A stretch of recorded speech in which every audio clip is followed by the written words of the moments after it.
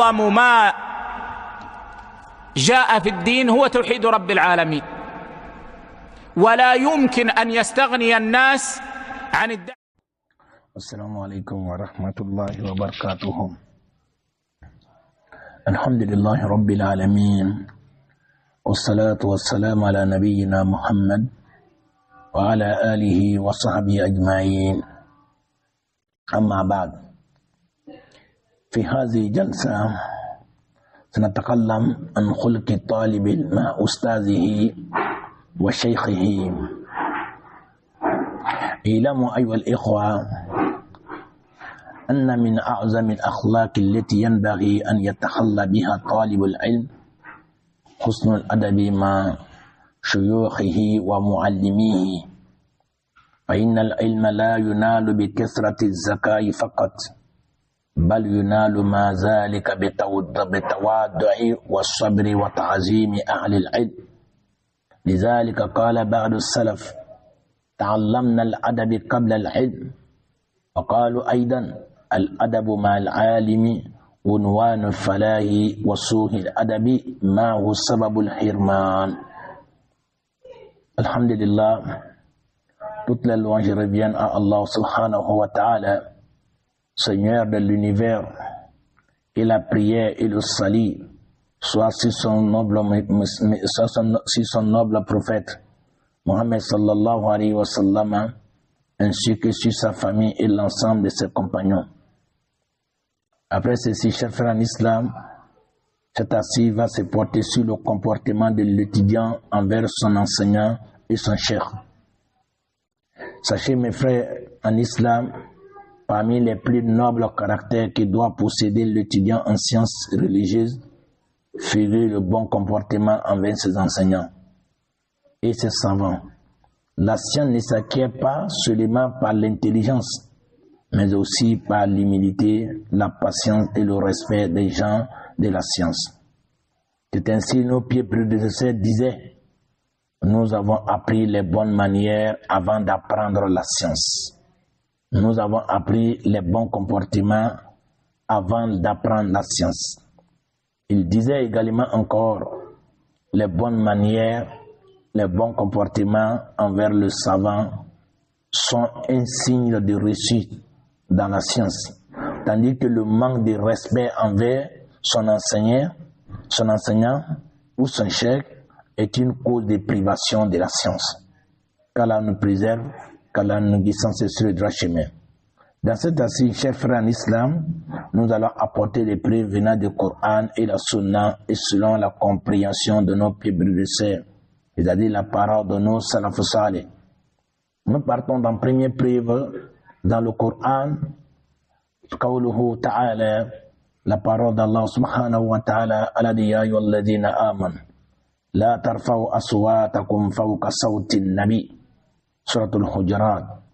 كذلك قول الله سبحانه وتعالى: هل أتبعك على أن تعلمني مما علمت رشدا، سورة الكهف آية 66.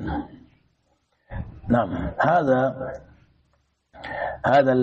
هذه الآية يدل على عظم الأدب مع أهل الفضل والعلم، وأن طالب العلم ينبغي أن يخاطب شيخه بالاحترام والتوقير. Alhamdulillah, les premières preuves dans la parole d'Allah subhanahu wa ta'ala, Allah nous dit dans le Coran: ô vous qui avez cru, n'élevez pas vos voix au-dessus de la voix du prophète Mohammed sallallahu alayhi wa sallam. Dans Surat al-Hujurat, ayah 2.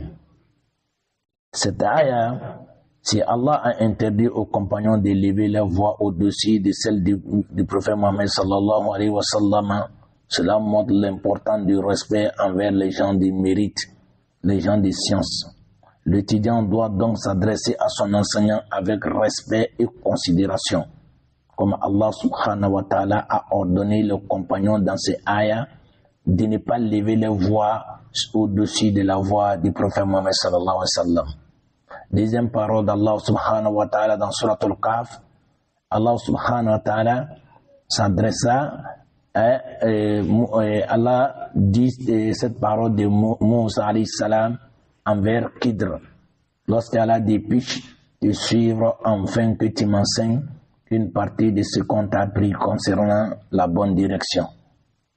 Donc, ça c'est la parole de Moussa envers Khidr. Elle illustre une grande humilité envers l'enseignant. Moussa parle avec Khidr avec humilité. Avec humilité. Car il voulait apprendre de ce que Allah a accordé comme science à Khidr. Donc il s'adressait à Khidr avec humilité. Donc cela montre une grande humilité envers l'enseignant, que nous devons apprendre cela. Il lui demanda la permission de le suivre et attribuer la science à Allah subhanahu wa ta'ala. Lorsqu'il dit ce qu'on t'a appris, ce qu'Allah t'a donné comme science. Donc Moussa a attribué la science à Allah, mais comme c'est Khidr qui détient cette science, il lui a demandé en tout temps, avec humilité, tout en se soumettant à Khidr, alors que Moussa alayhi salam fut un prophète parmi les Ulul Azmi, les plus grands prophètes, les 5 grands prophètes qu'on appelle Ulul Azm. Moussa fait partie de ces 5 grands prophètes, messagers d'Allah sallallahu alayhi wa sallam. Mais malgré tout cela, lorsqu'il s'agit de la science, voici son humilité face à son enseignant qui fut Khidr en ce moment. Donc Allah nous a rapporté dans son Coran, dans Surat Al-Kahf. Ce verset montre que l'étudiant doit faire preuve d'humilité envers son professeur et qu'Allah nous donne humilité dans ce qu'on cherche comme science auprès de nos enseignants. Deuxième preuve, chers frères en islam, dans la sunna, c'est-à-dire dans les hadiths du prophète Mohammed sallallahu alayhi wa sallam, est la parole de عن أبي أمامة رضي الله عنه أن النبي صلى الله عليه وسلم قال ليس منا من لم يجل كبيرنا ويرحم صغيرنا ويعرف لعالمنا حقه. Dans l'explication de ces hadiths, يدل الحديث على وجوب معرفة الحق العلماء وإكرامهم وتوقيرهم وعدم التطاول عليهم.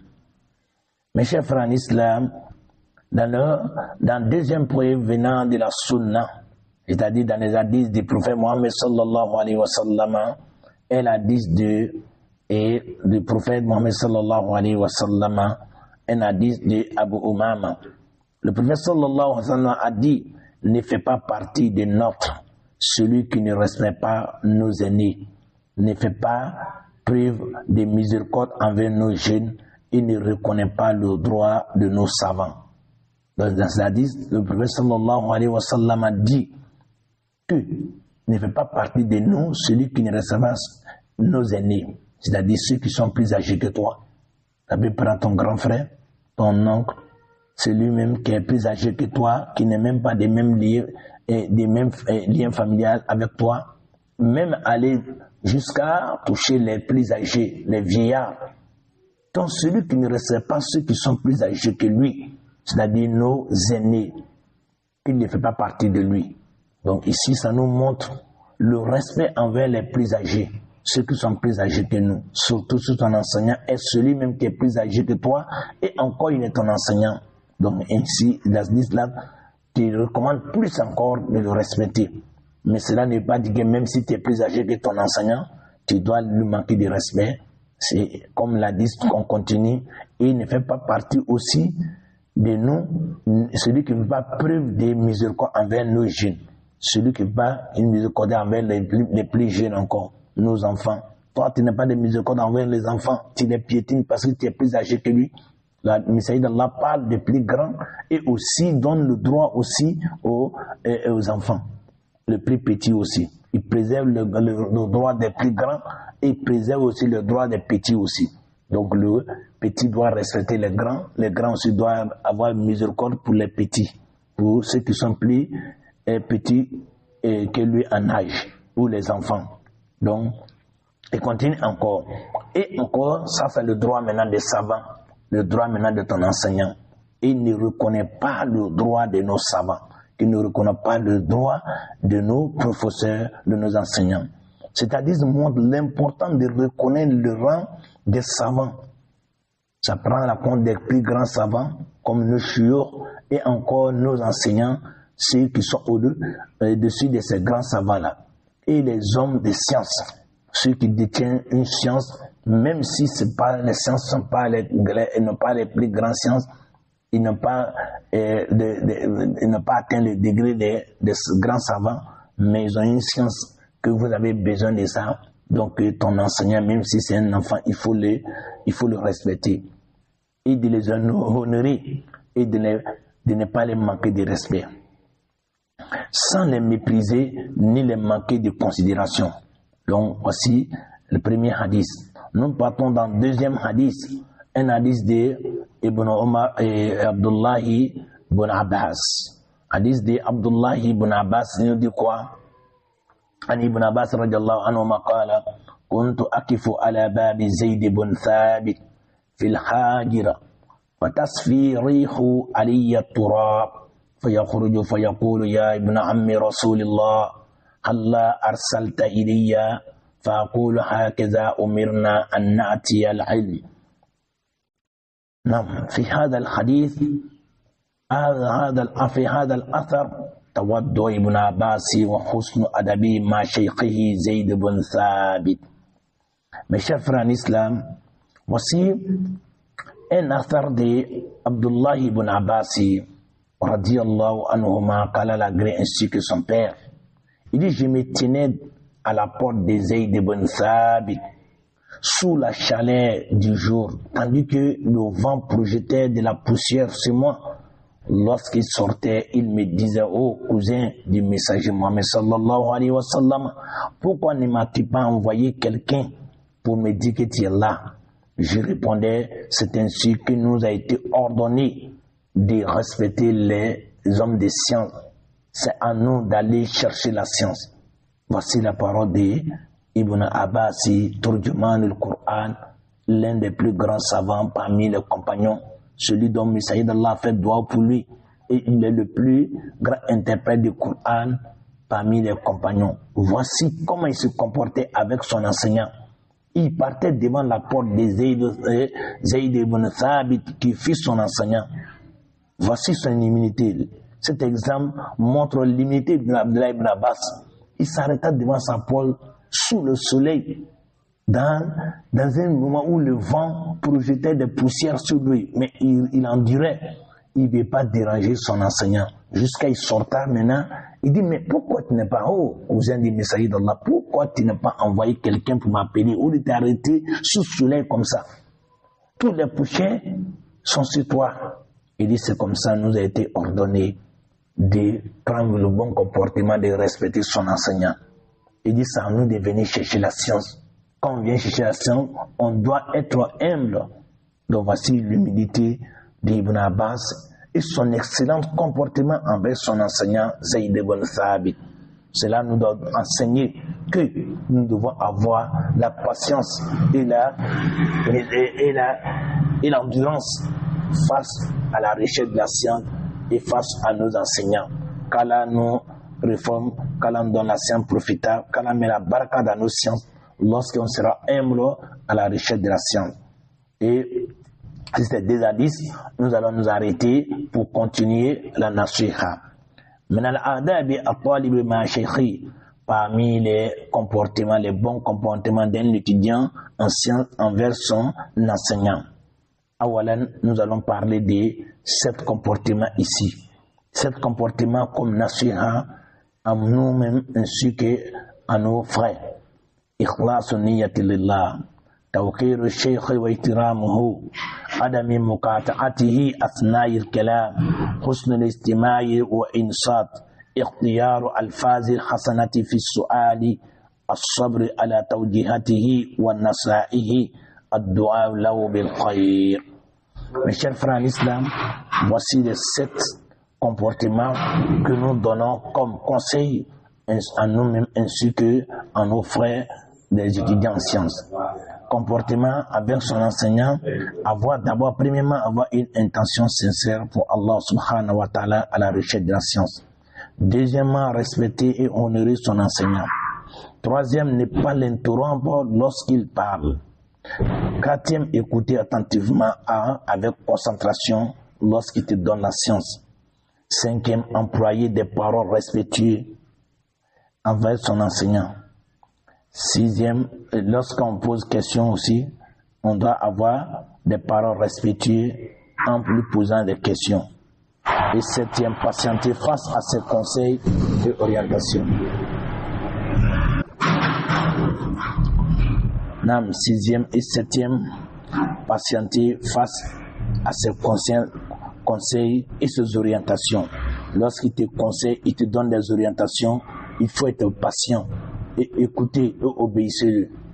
Tant qu'il ne te met pas dans une désobéissance, car il n'a pas d'obéissance à un créature ou désobéissant du créateur.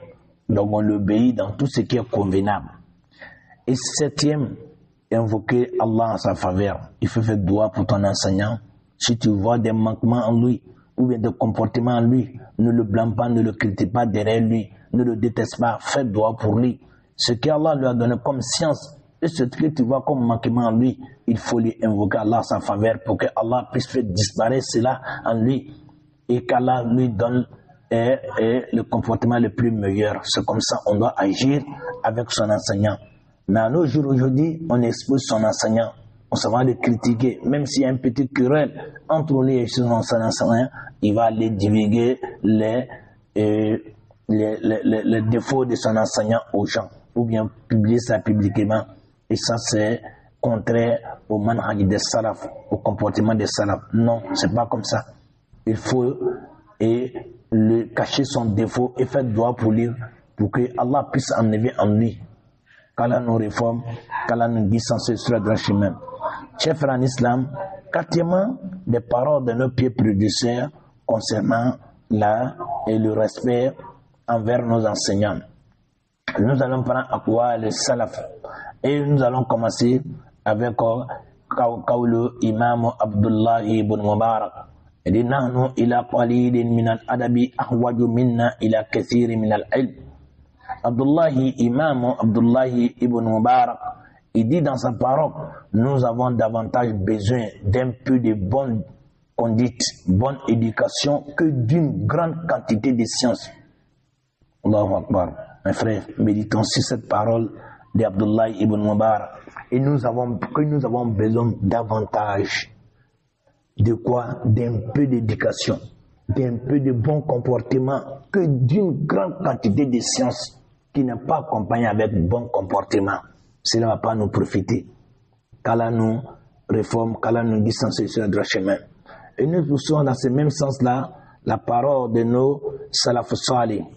Et قال الإمام أيوب السختياني رحمه الله تعالى رحمة واسعة كان رجل يرحل إلى رجل يتعلم من هديه وسمته كما يتعلم من علمه. Écoutez mes chers frères en islam, la parole de l'un de nos grands savants parmi nos salaf, qui est Imam Ayyub as-Sikhtiyani rahimahullah, a dit: l'homme voyageait vers un savant pour apprendre de sa conduite, pour apprendre de son comportement seulement et de sa conduite, tout en que de sa science. Vous voyez, à l'étang et les salafs, et voyageait vers un savant pour apprendre de sa conduite et de son comportement,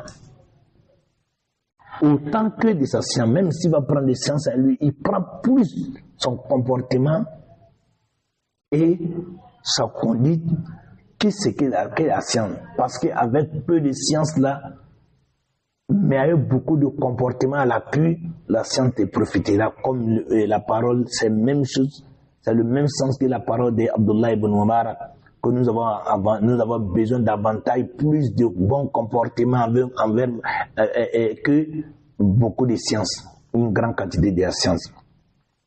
Nous partons dans la parole de nos pieds, nous continuons avec la parole de nos pieds prédécesseurs. Ici, nous allons parler de l'un de nos grands imams parmi nos imams, qui est Imam Malik ibn Anas, radiyallahu rahimahullah, qu'Allah le fasse miséricorde. Il dit: Kenati ummi تعلمني وتقول اذهب إلى ربيعة فتعلم من أدبه قبل علمه. Mes chers frères en islam, méditons aussi la parole de l'un de nos grands imams, que Imam Malik ibn Anas a dit: ma mère me mettait le turban et me disait va auprès de Rabia et apprends d'abord ses bonnes manières, ses bons comportements avant sa science. Allahu Akbar. Voici une bonne mère qui ordonne son fils d'aller apprendre le comportement d'un savant, grand savant qui est Rabia, avant de prendre sa science. Les mères de nos peuples nécessaires, ils ordonnant le bon comportement d'abord. Il fallait apprendre le bon comportement avant la science. Aujourd'hui, nous avons besoin de la science que le bon comportement. Qu'Allah nous éduque, qu'Allah nous guide sans cesse sur le droit chemin. En conclusion, mes chers frères en islam, nous allons terminer cette astuce avec conseil. Et sachez que inna adabima shuyukhi min azami asbab intifa'il bil ilm wa ma hurrima kathiru min an-nasi barakatan lil ilm illa bisu'i adabima ahdihi fayahrisu talibul ilmi ala tawaddu'i wa tawqiri wal ihtiram fa inna dhalika min mafatihil tawfiqi wan najat. Wa sallallahu ala nabiyyina Muhammad wa ala alihi wa sahbihi ajma'in. Mes chers frères, je termine cette assise-là comme conseil en moi et ainsi que tous mes frères. Les bonnes manières envers les enseignants et les savants font partie des plus grandes causes permettant de profiter de la science. Le bon comportement envers nos enseignants met la baraka dans nos sciences, même si c'est peu. On n'a pas eu de grands diplômes, on n'est pas voyagé pour aller quelque part, mais si on a eu la science ici, avec la baraka, avec le bon comportement envers nos enseignants, Allah mettra la baraka dans notre science. Beaucoup de personnes ont été privées de la bénédiction de la science à cause de quoi? À cause de leur mauvais comportement envers ceux qui la détiennent. C'est qu'ils prennent la science avec eux là-bas. Donc mes frères en islam, mes frères étudiants en sciences, méditons beaucoup sur ça. Ensemble, agissons avec un bon comportement envers nos enseignants, même si nous sommes plus âgés que lui. Car cela va mettre la baraka dans peu de sciences que nous allons acquérir auprès de ces enseignants-là. Donc, ne soyez pas des gens qui ont un mauvais comportement. Dans les dourous, lorsqu'il est devant son cheikh, il s'assoit comme il veut. Lorsqu'il est devant son enseignant, il s'assoit comme il veut. Lorsqu'il veut lui poser question, il n'a pas de respect envers lui. Il lui parle comme des personnes, des simples personnes. Il ne le voit pas en tant que son enseignant. Il ne le respecte pas, même dans sa prise de parole avec lui. Nous allons arrêter ici. Si nous rentrons dans le comportement de nos pieds précédents face à les enseignants. Vous allez même voir comme s'ils adoraient même les enseignants, tellement qu'ils les respectaient, comme tu vas comprendre que est-ce que ceux-là même n'adoraient pas les enseignants même. À quoi? Par le degré de la considération qu'ils donnaient à les enseignants. Mais aujourd'hui, c'est ce qui est en train de disparaître. Et encore chez les salafis. D'autres même pensent que ils ont les mêmes degrés de sciences que les enseignants. Parce qu'ils ont eu un peu de langue arabe, ils peuvent parler, ils peuvent lire. Et aujourd'hui, donc, ils se comparent à son enseignant. Que nous devons arrêter cela. Voilà pourquoi beaucoup de gens, ils finiront par être disparus de la science même. Parce que quoi, il n'a pas de baraka dedans. Car lorsque tu vas te comporter mauvais avec ton enseignant, c'est ainsi aussi. Lorsque toi aussi, tu vas commencer la dawa, tes élèves aussi vont te faire la même chose. Comment t'as dit nous tout donne, qu'Allah nous préserve. L'étudiant doit s'efforcer, être humble, respectueux et bien éduqué envers ses enseignants. Car cela fait partie des clés de la réussite et de la réussite accordée par Allah subhanahu wa ta'ala. Nous demandons à Allah subhanahu wa ta'ala qu'il met sa paix et sa baraka sur son noble messager Mohammed sallallahu alayhi wa sallam, ainsi que sa famille et ses compagnons. Sur ce, nous nous arrêtons ici. Wa sallallahu ala nabiyyina Muhammad wa ala alihi wa sahbihi ajma'in wa akhir da'wana alhamdulillahi rabbil alamin.